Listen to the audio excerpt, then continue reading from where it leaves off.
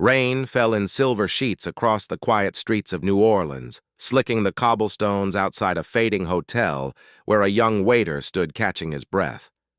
Inside, the dining room had emptied after another long shift. He leaned on his mop, listening to the echo of clinking cutlery and faint jazz from a radio. He hadn't eaten all day. That's when he saw them through the window. Two children, soaked and shivering, pressing their faces against the glass of the hotel's restaurant. Their eyes were wide with hunger, but they didn't dare come in. Something in the young man's chest cracked. He wiped his hands on his apron, stepped outside, and crouched down in the rain. Without thinking about his own empty wallet, he guided the children inside and gave them the only warm food left from the kitchen. It was a quiet act of kindness no one saw and no one praised. But it was about to echo across decades. If you believe in kindness, second chances, and how one small act can change a life, please like, comment, share, and subscribe to Hidden Hearts. It helps more people discover stories that warm the heart.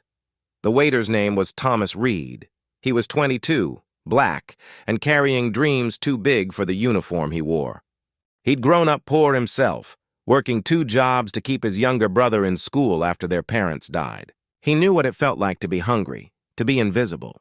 Those 2 orphans that night, a boy and a girl, reminded him of himself and his brother. He set a small table for them near the kitchen, brought out soup and bread and a slice of pie. He didn't ask their names.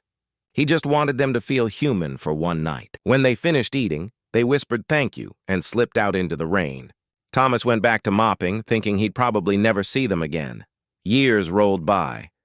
Thomas stayed at the hotel, moving from waiter to concierge, then to assistant manager. He never got rich.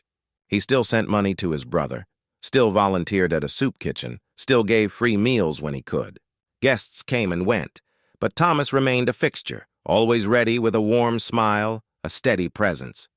Time etched lines into his face, but not into his heart.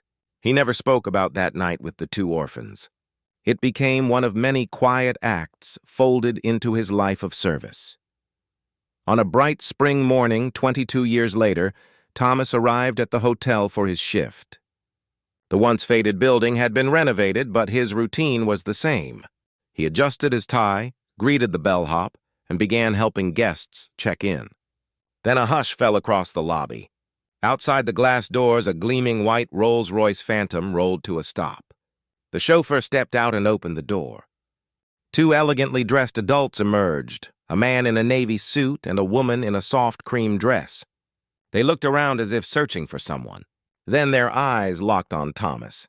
They walked straight to him. Only when they were standing in front of him did he recognize them. In their faces he saw the children from that rainy night, now grown, their eyes bright with tears. They told him they had never forgotten the stranger who had fed them when no one else would. The man had become a successful entrepreneur. The woman, a renowned surgeon. Together they had returned, not just to thank him, but to transform his life. They handed him an envelope. Inside was a deed to a new home and a letter offering to fund the hotel education program Thomas had always dreamed of creating for disadvantaged youth. Outside, the chauffeur waited to take him to lunch in the Rolls-Royce. Thomas's hands shook as he read.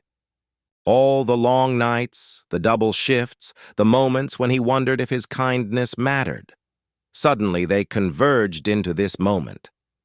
Guests in the lobby paused to watch, some with tears in their eyes. The manager came out from behind the desk. Thomas didn't know what to say. He just clasped their hands and held on, feeling the weight of gratitude and grace. From that day forward, Thomas ran a small foundation out of the hotel kitchen, training young people from hard backgrounds in hospitality just as he had once learned. The 2 siblings funded it quietly, visiting often but never asking for recognition. The Rolls-Royce came back many times, but Thomas still wore his uniform, still served guests, still believed in simple acts of care. If this story touched your heart, please like, comment, share, and subscribe to Hidden Hearts. Your support helps bring more stories of real kindness and second chances to life. Before you go, we'd love to hear from you. What's the smallest act of kindness you've seen make the biggest difference? Comment below and inspire others.